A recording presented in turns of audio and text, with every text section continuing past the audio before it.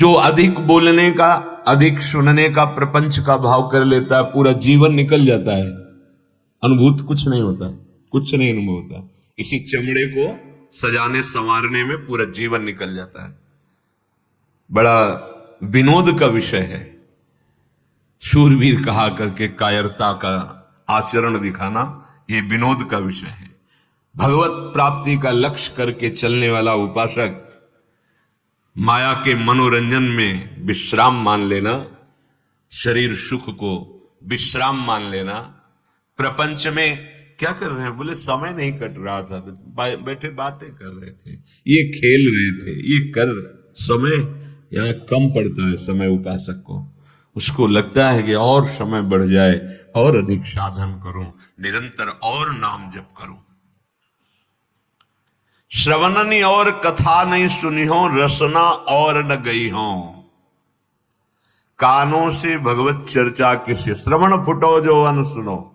कहां हमारी स्थिति है? बहुत प्रपंच में राग हो गया है, प्रपंच कथन में, प्रपंच श्रवण में।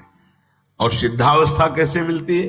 बोले श्रवणनी और कथा नहीं सुनी हो, रसना और न गई। ग्राम्य कथा, विषय कथा, राज कथा नहीं, नहीं, भगवत कथा, केवल भगवत कथा, वही गान करना, वही श्रवण करना। जीव अपनी तरफ प्रमाद किए हुए हैं। संयम में रखो इसको। बहुत ही दुष्ट स्वभाव बनती चली जा रही। ये खाना, ये खाना, ये खाना, कभी नहीं आ रही। ये नहीं आ रहा कि जब लिखा है राधा नाम सुधा रसम, तो मुझे क्यों नहीं सुधा रस, अमृत रस का अनुभव क्यों नहीं हो रहा? ये कभी चाह नहीं पैदा हो रही। आज ये समोसा चटनी, आज ये पदार्थ, आज ये पदार्थ, इस दुष्ट को बढ़ावा देते चले जा रहे हैं। रसेंद्री को प्रमाद युक्त मत कीजिए। उपासक यदि सिद्धावस्था में पदार्पण करने का निश्चय बना लिया है तो रसेंद्री को प्रमाद से बचाइए, जीव को संयम में कीजिए। उचित सात्विक भगवत समर्पित आहार, अल्पाहार। किसी को अपनी आंतरिक वृत्ति का परिचय मत दीजिए जब तक भगवदाकार वृत्ति ना आ जाए। उठती है अपनी बात बताने के लिए अंदर से लहर, उसका दमन करो, दबा दो उसे, और शमन करो, अंदर ही शांत कर लो। हम वहां गए थे कि हम आज सत्संग में ये बात पकड़ी, हम तो ऐसा साधन कर, बड़ा आनंद आता है हमें तो। जहां माला लिया बस आनंद आता। तुम बोल पाते? नहीं आया, तभी आप बोल पा रहे। जब तक भगवदाकार वृत्ति न हो जाए तब तक अपनी आंतरिक वृत्तियों को दबाओ, दमन करो, शमन करो अंतर में ही। सावधान दृष्टि रखो आत्म कल्याण के लिए। जहां तक हो सके तहां तक ऐसे लोगों से बात ना करो जो दुनिया की बातें तुम्हें बताते हैं। दुनिया के विषय में हमें नहीं जानना, दुनिया के मालिक के विषय में जानना है। ये जो पर निंदा करने वाले स्वभाव वाले हैं, वो बड़े भाग्यशाली साधक है जिनको ऐसे लोगों का दर्शन, संभाषण, संग नहीं मिलता। बड़े भाग्यशाली है। देखो, अगर आप श्री जी की आज्ञा में हो तो आपको ऐसा अवसर ही नहीं है। सत्संग सुने अपने अपने कमरे में, अपनी अपनी दिनचर्या में, बाहर जाना ही नहीं है। अपने ठाकुर के नाम रूप लीला धाम से रति करो। बाहर गए, रास्ते में मिले, दंडोत या राधे श्याम, शुरुआत यहां से होगी, फिर पर चर्चा, फिर पर निंदा, पहुंचे ठाकुर जी के दर्शन के लिए, वहां से भी पकड़ के कोई दोस्त दर्शन, फिर आए, वही सब मन को गंदा करते। नहीं तो श्री धाम वृंदावन बहुत जल्दी आनंद का अनुभव हो जाए। विषयासक्त पुरुष जब तुम्हें सम्मान देने लगे तो तुम्हें अंदर अंदर जलन होनी चाहिए और दुर्भाग्य का अनुभव होना चाहिए। देखो सतमार्ग क्या है? सम्मानम कल्याति घोर गर्लम नीचापमानम सुधा, श्री राधा मुरली धरो भज सके वृंदावन माते। सबके चरणों में तृणादपि सुनीचे। कब बनोगे? कब आएगा? सबके चरणों में। अहो आश्चर्यमयी बात, वो संसार का वेश धारण किए हुए साष्टांग लौटा हुआ है। कितनी अपार श्रद्धा है। और हम श्रद्धा के मार्ग के पथिक होकर के सर भी नहीं झुका सकते। हमको ये गर्व है कि हम विरक्त हैं। काहे से विरक्त है? देहाभिमान से, विषयों से, किससे? वहां उसकी दैन्यता को देखो, वो साष्टांग लौटा हुआ पड़ा है। केवल आपको इस भाव से ये भगवान के दास है, तो आप अपने भगवान को नहीं पहचान पा रहे उस रूप में। कुटिशा उनके चरणों में दंडवत है, कहीं छू न जाए किसी का प्रणाम, नमस्कार, वंदना, स्तुति, ये कहीं हमारे हृदय को स्पर्श न कर ले, नहीं तो मलिन कर देगी पक्का। विषयासक्त पुरुष द्वारा किया हुआ सम्मान यदि स्वीकार करते हो तो तुम्हारा दुर्भाग्य है। हां, अगर कोई साधु कहता है भगवत मार्ग का, अहोभाग्य तुम्हारे, बहुत सही, चलो आगे, तो हृदय में आनंदित होना चाहिए कि प्रमाण मिल रहा है कि मार्ग सही है, संत वचन मिल रहे हैं। विषयासक्त पुरुष जब सम्मान देता है और उपासक उसी को बटोरना शुरू कर देता है और सौभाग्य मानने लगता है, तो उसके जीवन से भगवान का महत्व खत्म हो जाता है। जो सत्संग से बना महत्व खत्म, देहाभिमान फिर वही जागृत हो गया, अपना महत्व। गान भले उनका करे, महत्व अपना स्थापित करेगा, नहीं तो चौथी भगत मम गुणगन करे कपट तज गान।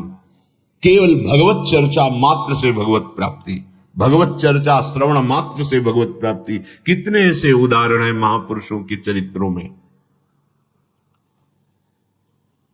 जो उपासक निकम्मा पड़ा रहना अपने को समझता है साधना, नहीं, सिद्धों वाले आचरण नहीं करना, उनकी भगवदाकार वृत्ति है। वो खड़े हैं या पड़े हैं, चल रहे हैं या खा पी रहे हैं या विषयी पुरुषों के बीच में भी बैठे हैं, कोई फर्क नहीं पड़ता। कर्माणि श्रुति बोधितानि नितराम कुर्वन्तु मां गूढ़ाश्चर्य रसास्रगादि विषयान ग्रहणन्तु मुंचन्तु वा। जिस समय वो बहिर्मुख पुरुषों के पास बैठे हैं उस समय भगवदानंद में डूबे हुए, एक एक वृत्ति भगवदाकार है। आप उनका अनुकरण न करें, उनके वचनों का अनुकरण करें, जो उनके वचन कह रहे हैं। जो ये समझता है कि अकेला में बस पड़े रहना, मांग के खा लिया, तो काम, क्रोध, लोभ, मोह, मद, मत्सर, ये ऐसे नहीं जीते जाते। जीवन में उपासक के हृदय में आराम की तो कोई वृत्ति ही नहीं रह जाती। श्यामा श्याम नहीं मिले तो आराम कैसा? राम नहीं तो आराम कहां? नहीं, तब तक विश्राम नहीं। अरे ये बड़ा भारी युद्ध है, बड़े विपक्ष जोरदार हैं, इनको परास्त करना है। ऐसे नहीं कि कमरा ले लिया, पड़े हैं, खा रहे हैं, पी रहे हैं। केवल पड़े भी नहीं रह सकते ना तुम, क्योंकि एक क्षण बिना कर्म किए नहीं रह सकते। शरीर से पड़े हो, लेकिन अंदर की विकारग्रस्त वृत्तियां तुम्हें चैन लेने देंगी, तुमसे ऐसे असाधन करा देंगी, वो व्यर्थ जीवन हो जाएगा। इसलिए सदैव भगवत कार्यों में इस शरीर को खूब लगाए रखो। भगवत कार्यों में, जो ये सब भगवत कार्य हैं। अगर आप गृहस्थ में तो सब भगवत कार्य, विरक्त में तो प्रगट के भगवत कार्यों में। प्रभु की सेवा संपादन करने के लिए पूरे शरीर की ताकत लगा दो। इसमें प्रमाद स्थिति नहीं। हम केवल भजन को समझते, एकांत बैठे तो भजन हो रहा है। अब देखो क्या हो रहा है, अंदर मनन करके देखो। अब जब हम श्रृंगार करते हैं तो देखो मन बुद्धि पूरा लगेगा, नहीं तो श्रृंगार बिगड़ जाएगा। जरा भी मन हटा तो श्रृंगार परिचय बताने लगता है प्रभु के श्री अंगों का, कि आज एकाग्रता पूर्वक प्रियता के भाव से नहीं किया गया है। जरा सी वृत्ति बाहर चली जाए तो आपका श्रृंगार बिगड़ जाएगा। पहले मनन होता है, आज ऐसे फूल बंगला बनाएंगे, आज ऐसी पोशाक होगी, आज ऐसी नथ होगी, ये मानसिक हो रहा है। फिर प्रगट में उसमें तन्मयता पूर्वक हो रहा है। परम सिद्ध वर्तमान में भगवदानंद की अनुभूति करने का बहुत प्रबल साधन मिल गया, और यही सिद्धावस्था का अनुभव करा देगा कि जो कर रहे हो ये परम सिद्ध वस्तु है। इसलिए उपासक भगवत प्राप्ति के लिए ये चार बातें जीवन में बहुत ध्यान पूर्वक, पहला निरंतर नाम जप, दूसरा सत्संग। सत्संग बहुत बड़ी प्रेरणा देता है हमें भगवत प्राप्ति की। असत आचरणों की त्यागने की सामर्थ्य सत्संग से मिलती है। और तीसरा शास्त्रों का स्वाध्याय अनिवार्य है, और चौथा भगवत सेवा।